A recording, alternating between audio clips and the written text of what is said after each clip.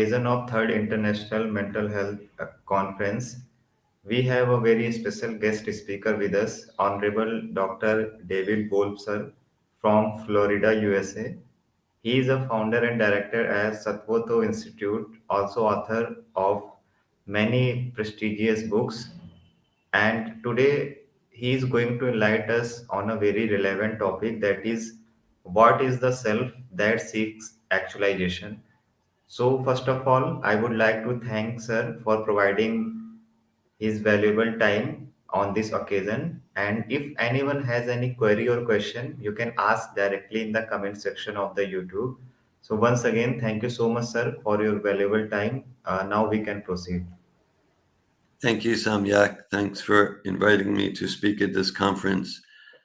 I'll start by with some mantra to invoke the support and blessings of pure personalities. Om Gyanatimirandasya Gyananjana Shalakaya Chakshurunmilitamyena Tasmai Shri Gurave Namaha. Yeah, so our title, What is the Self That Seeks Self-Actualization? It's important if we're going for self-realization, self-discovery, self-actualization. What is the self? And an analogy I'll use is, let's say, a computer, right? We're all with computers right at this moment. So there's like the hardware that represents, let's call it the body made of gross elements, skin, bones, blood.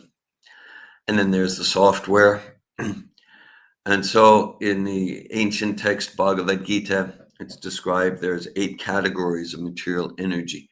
Bhumira po nalo vayu kamana buddha evacha hankara ityame bina prakrityastata. So you might say the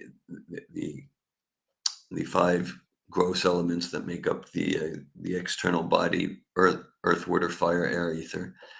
And then the software, that's the elements Sri Krishna describes in Bhagavad Gita: mind, material intelligence, and ahankara, or the core misconception of self.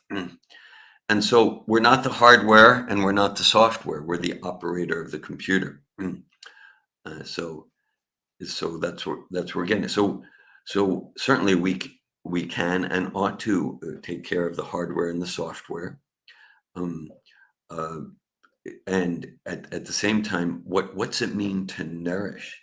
What's it mean to serve and support and nurture the operator of the computer? The operator of the computer. Otherwise, we're like, okay, to do a quick thought experiment, a scientific thought experiment. If we imagine that we're looking at a photo of ourselves from when we were, say, 5 years old. So if we look at that photo, do we say, who is this stranger? No, I say, that's David. That's David when I was 5. You say, that's Samyak when I was 5. Now, we know from basic science that there's not one atom, not one molecule in the body now that was there at 5. Yet still, there's some constant identity that identify as David. Again, citing the ancient literature, Bhagavad Gita. Dehinosmin yatadehe komaram yovanam jara tata dehantara praptir diras tatra namuyati. As the embodied soul continually passes from childhood to youth to old age, the soul similarly passes into another body at the time of death. So this indicates, just looking at that photo, the physical's completely changed. We could say, well, the atoms and the molecules and the cells, they grew. That's not true, though, scientifically. No, they've completely changed. Right? There's not one molecule that's the same, yet there's some constant identity. So this opens the door. It points to that self that seeks self-actualization. We used a computer analogy. To use another metaphor, right? There's the car and the driver of the car. So So we're not the car. Of course, we want to take care of the car and keep it tuned and clean. All right. But if we keep it tuned and clean, but we don't take care of the driver is the actual self, then we shrivel and waste away. So what's it mean? What's it mean to nurture the driver of the car? What's food for the driver of the car? Analogously, for that irreducible quanta of consciousness that animates the body. What's it mean to nurture that? To the extent that we're alive to that, that's self-actualization. It's described in the Srimad Bhagavatam, Kamasya Nendriya Pritir, Labo Jive Tayavata, Jivasya Tattva Jigyasa, Natuyas Cheha Karma Bi. That actually life's desires, and it's the nature of that atomic unit of sentience that is us to desire, so that we're encouraged by saints and sages not to direct our unavoidable propensity to desire, not to direct it towards just gratifying the car or the hardware or the software. Because human life, jivasya tattva jigyasa, human life is the special opportunity of the human form of life is for the self to turn towards itself in self-realization and to turn towards source in a spirit of devotion. Turning towards source in a spirit of devotion, that's called the process of bhakti. So we might say that the body, it's like, I'll call it fossilized karma, right? Karma, it's basically the law of action and reaction on the subtle platform, right? According to what we've desired, what we've deserved, then we've created this body. It's like fossilized karma. And according to what we're doing with this body, then we're creating subtle karma that'll become fossilized in the body we'll have 10 years from now or in a future lifetime. Okay. So this understanding, what is the self? What is the self? This in terms of psychology. I have a history in psychotherapy and training therapists and coaches. I have many decades of experience in that. So it's very important. It's described by dvitiya biniveshatasya. The root cause of all anxiety is misidentification of the timeless, eternal, spiritual self with the temporary body. Root cause of all anxiety, right? And that can unfold in so many forms. In the mid to late 1990s, we developed something called the Vedic Personality Inventory.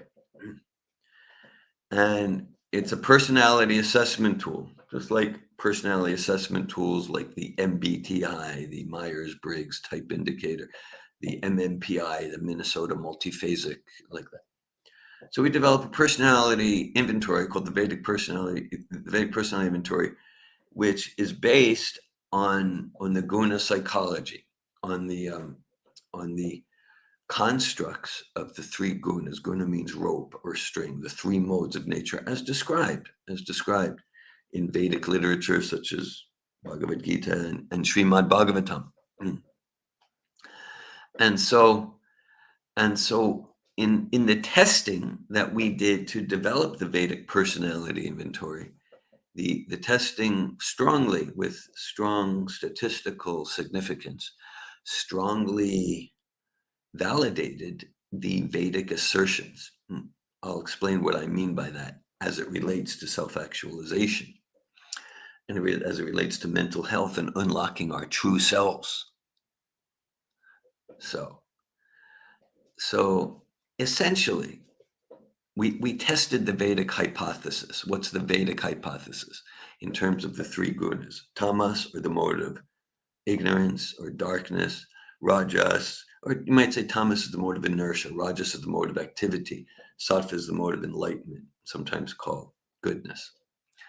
And so the Vedic assertion, the hypothesis, which we tested, is that the extent to which is that basically our intention in developing the Vedic personality inventory is to establish an empirical basis for happiness, an empirical basis for happiness, security, power, empowerment, inner peace, fulfillment, satisfaction, vitality, all of those qualities that we're seeking. So the Vedas assert that to the extent that a spirit soul having a human experience, as Teilhard de Chardin said, we're not human beings having a spiritual experience. We're spiritual beings. That's that irreducible quantum of consciousness, the driver of the car, the operator of the computer. We're spiritual beings having a human experience. Just like there are spiritual beings having a cat experience or a dog experience or a squirrel or a tree experience or a blade of grass experience. So we're spiritual beings having a human experience. So to the extent that spiritual beings have a human experience, cultivate the sattvic worldviews as opposed to rajas and tamasic worldviews, and to the extent that spiritual beings having a human experience develop sattvic habits and activities and worldviews, that will correspond with all those experiences we're looking for. That will correspond with experience of freedom and security and peace and joy. And our extensive research on the three gunas confirms that those whose habits and worldviews tend to be relatively more sattvic, then that correlates with strong statistical significance with greater happiness, sense of security, peace, sense of satisfaction, fulfillment, joy, connection. So that's why it's just like this is science, very, very, very important from these ancient Vedic literatures, very practically relevant. So it's a whole science that the gunas, the modes of nature, we can say the modes of nature, it's the very stuff that matter is made of. And it's also a classification scheme by which we can understand matter. It's both. And so whether it's from the food we eat, to the work we do, to how we communicate or don't communicate, how we manage money, how we manage our relationship with time and different times of day. Like, so for example, like right now here, it's pre-dawn.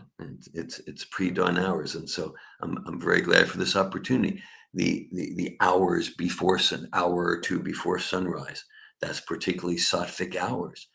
It's time that is especially conducive to discuss spiritual philosophy, spiritual psychology, special time to cultivate self-realization, self-actualization, spiritual life connection with source, connection with God. Right? And then like as it gets to be late morning and early afternoon, mid-afternoon, okay, that's the hours. It's like more difficult to just peacefully read. That's the hours especially conducive for activity, business activity like that, because rajas is predominant. Then the late night hours, like we could probably all ask, like, yeah, what's the time of the day? What's the time of the day when we've done the stupidest things, the most foolish things? I'm not even going to share personal stories, but we can all say, oh yeah, when it gets to be like those really late hours, yeah, that's because that's when the tamas, the mode of inertia, the mode of darkness, that's prominent. So that's why those are the best hours for sleeping, right? If we're not sleeping during those hours, higher percentage probability we'll get ourselves into trouble. Okay, so it's very scientific. There's sattva about communication, right? Right. It's like sattvic communication. And these sattva habits, this is closest to the soul alive to itself, the soul alive to itself. That's why in each area of life, we develop sattvic habits, sattvic mentality, then we can see that each area of life, like sattvic communication, means we speak truth. We're not giving power to fear to not speak truth. But not just we speak truth in a way that's beneficial, that's truly intended to be beneficial for everyone. That's called the austerity of speech. Yeah, that's called the austerity of speech in Bhagavad Gita. And it's an austerity because I know for me, it's challenging, it's difficult. It is said, if we're only ready to do what's easy, life will be hard. If we're ready to do what's hard, life will be easy. Because it can be easy. Oh, I just won't even mention it. I don't want to rock the boat. It can be easy to maybe, okay, here's the truth, but in a way where my attachment isn't so much to enhance understanding and self-realization, but more to be right. So to communicate the truth boldly, powerfully, and at the same time, considerately, sensitively, in a way that's truly intended to be life enriching from a caring place, that requires, I know for myself, requires me to be very conscious and caring and to be honest in my introspection. Where am I coming from in my consciousness? So whether it's communication or, like sattvic relationship with eating. So we're focusing on minimizing the violence we do in eating. So in every area of life. And then, so this sattvic mode, then that enhances our realization that I'm not the hardware, I'm not the software, I'm the operator of the computer. Because to the extent that I'm in illusion, that I'm anything material, gross or subtle, that will be, how much happiness, peace, joy, fun is really possible if we're starting with illusion. If I'm thinking I'm the car and I'm thinking that, the car gets clean, now I'm happy, and now the car gets filled with gas. Okay, now I'm not thirsty anymore. Like the whole thing's based on illusion. Okay, so again, this approach, it's not suggesting to neglect the car. Take care of it because it serves us on our journey. As taking care of the car, remembering, cultivating remembrance. I'm the driver of the car. I'm the operator of the computer. It is said, again, for going back to the late 1970s, I have a lot of connection with psychology and psychotherapy and different fields like that. It is said that in terms of modern psychology, and this was said like probably about 60 years ago or more, in the 50s or early 60s, that in terms of modern psychology, first psychology lost its soul, later its consciousness, and now it's lost its mind altogether. So I'll deconstruct that a bit. So first psychology lost its soul, then its consciousness, now it's lost its mind altogether. Meaning, like if we look at different trends in modern psychology, not all trends, but the idea, especially if we get to like just like the radical behaviorism, the idea that there's not just there's no soul, no consciousness, no conscience, but just there's no mind. We're just robots. We're just machines. For sure, behavioristic approaches have their value. At the same time, philosophically, to take away the driver of the car, the operator of the computer, it's like philosophically, if that's where we're at, then what's the hope of living a rich, full life of self-actualization if our misconception is that we're just some bag of chemicals? How much richness, life, and aliveness is available to a bag of chemicals if we take away that irreducible quantum consciousness, that constant identity that continues through childhood to youth to old age. Yeah. So, okay, so I mentioned about sattva. Then there's something, actually it's described also in the literature given to us by Srila Vyasadeva, called Shuddha Sattva. Vyasadeva says, speaking through Sri Sutta Goswami, Yad anudyasina yuktas karma granti nibbandhanam chindanti kovidastasya kona koyat katarati.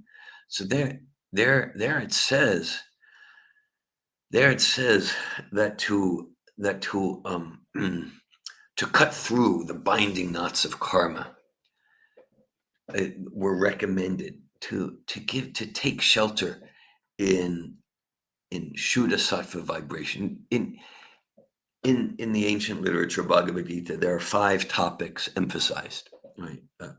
Ishvara, Jiva, Prakriti, Kala, that's supreme, and then the self, and then material energy and time.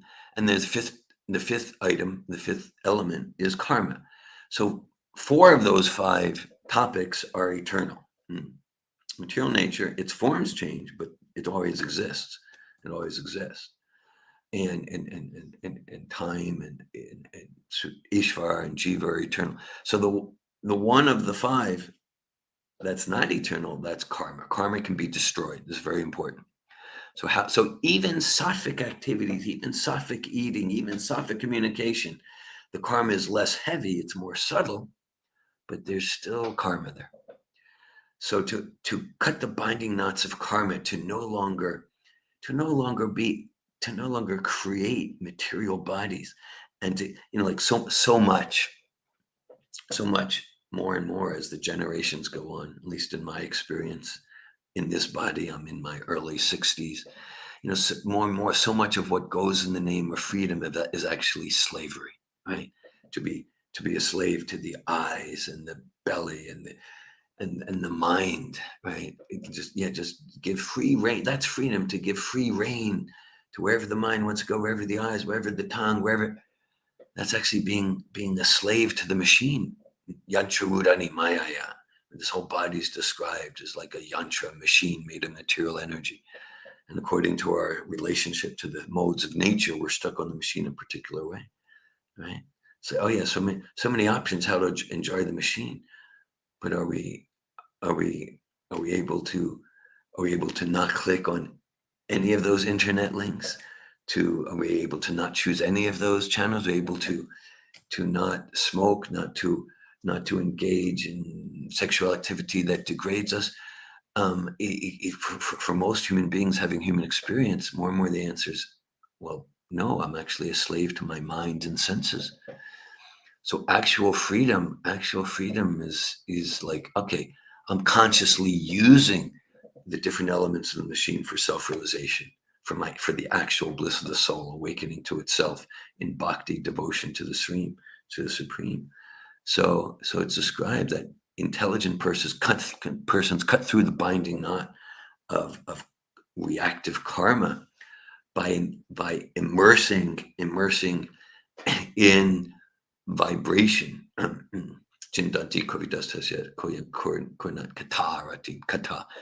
In vibration that's transcendental. I mentioned about in the 90s, as part of our PhD program, we developed the Vedic personality inventory. And we use that as a measuring instrument, along with other validated measuring instruments. The title of our doctoral dissertation from a quarter century ago is Effects of the Hare Krishna Mahamantra on Stress, Depression, and the 3 Gunas. So it's described in the Upanishads, Iti Shoda Shakam Nam Nam Kalikama Shanashanam. Hare Krishna, Krishna Krishna, Hare Hare, Hare Rama, Rama Rama, Hare Hare. That there's so many mantras, and in this particular, it's called Kali Yuga. This mantra called the Hare Krishna Maha Mantra, it's especially recommended for self-actualization, especially recommended to support the spirit soul to realize I'm spirit soul. I'm not the hardware. I'm not the software. Sure, I get to use the hardware and software for my self-actualization. It's described Kshiyante Chasya Karmine Drishta Evat Manishare, by engaging in this process of hearing and chanting vibrations that are composed of the name of the Supreme, vibrations that not only reveal truth but are non-different from the truth they reveal. By engaging in that process, which is more pure than even the sattvic mode, then then we actually connect with our original consciousness, and we're not alienated from ourselves, and we're absorbed in actual our original bliss in serving the Supreme with love and devotion. So I've spoken for about 25 minutes.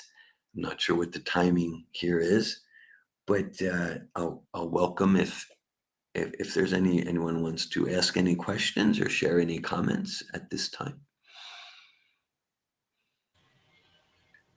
Thank you so much, sir, for such a insightful session with reliable examples. And after this session, I think there will be so much clarity in the concept of self.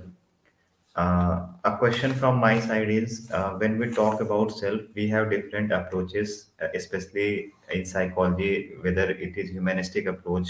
We read about the real self or the ideal self, and you also mentioned the unlocking your true self. So, while dealing with the clients, especially treating with them, having so many therapies by a mental health professional, so what is your advice to mental health professional while dealing with the clients having this Vedic approach? So, what they should keep in their mind while treatment or while dealing with the patients? Okay. Thank you for your sharing and questions, Samyak. Yes. Well, okay. I'll respond in terms of sattva and shuddha sattva. Actually, yeah, as you said, there are so many types of therapies, and the researchers they've done research going back it's like the 1940s, like 80 years ago, and they took till the current day, and as you said, there's Freudian therapy, transactional analysis, family therapy, reality therapy, rational emotive, Gestalt, humanistic, so many types. So going back many decades, they've invested tens of millions of dollars in so much research to find out what type of therapy, what types of counseling work best to support people to feel better, solve their problems. And what they found, very interestingly, and I first read this in literatures like from Daniel Goleman and Carl Rogers, going back to the 50s, 60s, 70s, 80s. What they found is that based on the research, the type of therapy that the practitioner is practicing doesn't really matter much.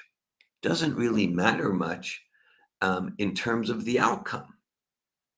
And I know that sort of finding can be disheartening. Some might even be negatively reactive to it if a practitioner is attached. No, my type is the best. What they found is that what does affect the outcome is, we call it the Wedge Principle, WEG. To the extent that the practitioner possesses and communicates the qualities of warmth, empathy, and genuineness, whether the practitioner is practicing behaviorism, person-centered approaches, Gestalt, humanistic approaches, to the extent that the practitioner has these qualities, which are innate qualities of the spirit, soul, warmth, empathy, genuineness, then the therapy is going to be effective. Okay. And like I mentioned, that the central quality there is empathy. And a lot of research, I'll say, unfortunately, shows that oftentimes is like an initial response to a client or patient with some emotionally charged situation.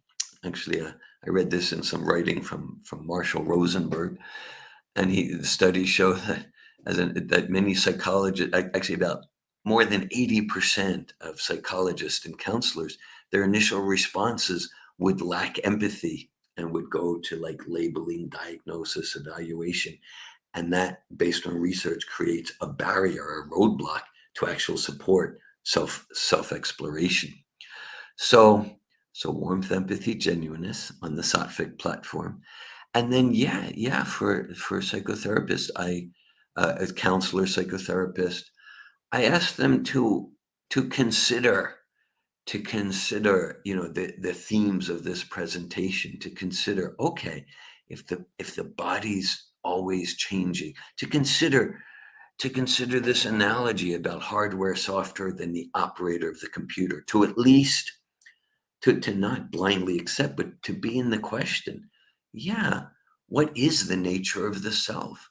Uh, who is the operator of the computer apart from the software or the mind, apart from the hardware or the body?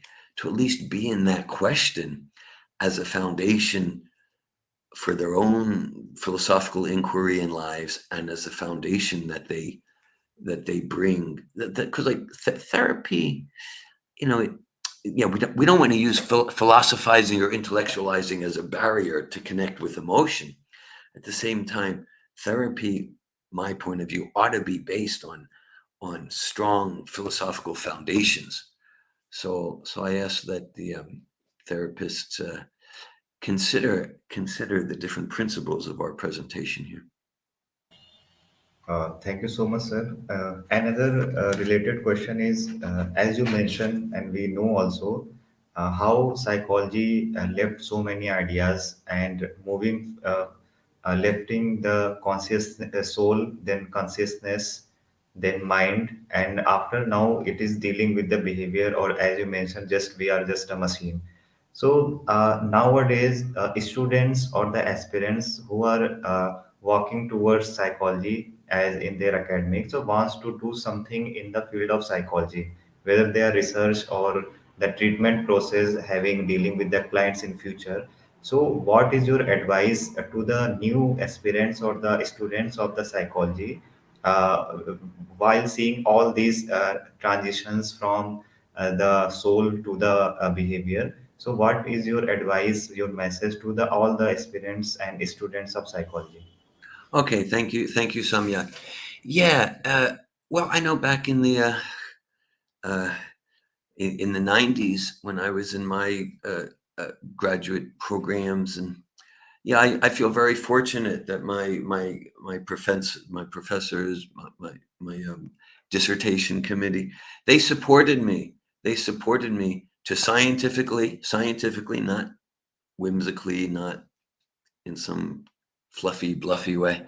They supported me to study spiritual interventions in psychology. And so that was the Vedic personality inventory, the effects of chanting Hare Krishna Maha Mantra. So my intention back then and now is to is to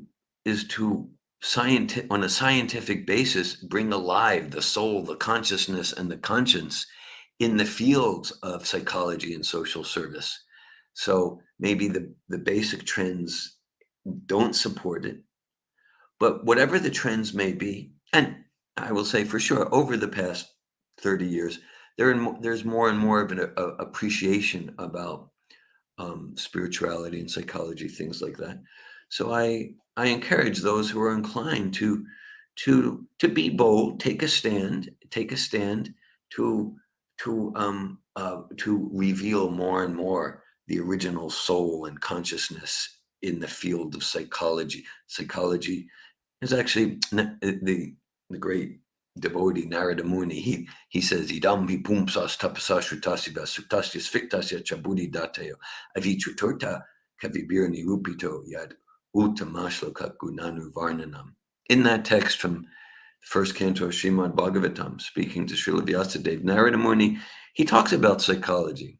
He talks about chemistry and politics. He talks about all fields of human endeavor, including psychology. And he says they're meant to be used for self-actualization, to help the spirit souls understand that we're spirit souls, servant of the Supreme. So whatever the materialistic trends might be, and not all the trends in psychology are materialistic, there are some very encouraging trends from a spiritual point of view, from what I've seen. But even though the major trends are materialistic, I encourage the students who are inclined, be bold, take a stand to unearth the original soul basis of psychological science. Thanks a lot, sir. And one of the last question is when we seeing today's situation of the world, as in Bhagavatam or Bhagavad Gita mentioned that this is the period of Kali Yuga. In your opinion, what are the preventive measures to prevent us individual from mental health issues? Means people are suffering with stress, depression, anxiety, so much mental issues, especially nowadays. Not only from the age of children up to old age, all the community is affecting with the mental health somehow. Maybe some are facing it a lot, some are very little level. So what is your advice uh, through this session to everyone to adopt the preventive measures regarding mental health? Okay. Yeah. Well, I would say a major cause, if not like the number one primary cause, is the self alienated from itself. And that's why I'm not against the psychiatric medication. At the same time, in my experience over the many decades, most of the time when it's used, not all the time, but most of the time when it's used in a way to just for the self to numb itself, and so maybe the edge of the mental torment is taken away, but it's not supporting coming alive to one's experience, coming alive to oneself. So that's why I know this is a mental health conference. So that's why this self-actualization, it's not a separate compartment from mental health. That to the extent that I'm lost to myself, to use our metaphors, to the extent that I think I'm the car, I think I'm the software, I think I'm the hardware, like the Western philosopher, the French philosopher Descartes said, I think, therefore I am. So he realized he's not the body, but he didn't realize he's not the software. So he kind of stopped there. Like he was thinking, he's identifying the self with the mind. So to the extent that we're thinking we're something we're not, of course we're going to be mentally disturbed. Of course we're going to be mentally tormented, right? We're just living in this dream world, and so there's no mental health there. So this so I encourage that we, starting with me, that we give ourselves sincerely to a scientific process of self-realization. For about more than 40 years, I'm endeavoring to follow according to the teachings of Bhagavad Gita as I get them through A.C. Bhaktivedanta Swami Srila Prabhupada. This process called Bhakti Yoga, a rigorous process, and yeah, to support me to realize who I am. If we're lost to ourselves, of course there's going to be mental health problems. Of course we're going to want to be committing suicide. Of course we're going to want to numb ourselves because we're lost to ourselves. So finding ourselves, and there are valid processes to do that, and I encourage mental health and social service professionals to to cultivate such processes in their own lives, and to bring that self-realization consciousness to their therapy. Thank you so much, sir. And thanks a lot once again for this wonderful presentation and talk. This is so insightful and provide a true vision about the self, about the life, about the importance and who we really are, how to unlock our true self. So people will get inspired and get true knowledge from your presentation. Before winding up today's session or the talk, what will be your conclude message or what will be your advice to hold the humanity? My advice to humanity, Yes, to hold the world and humanity through this presentation.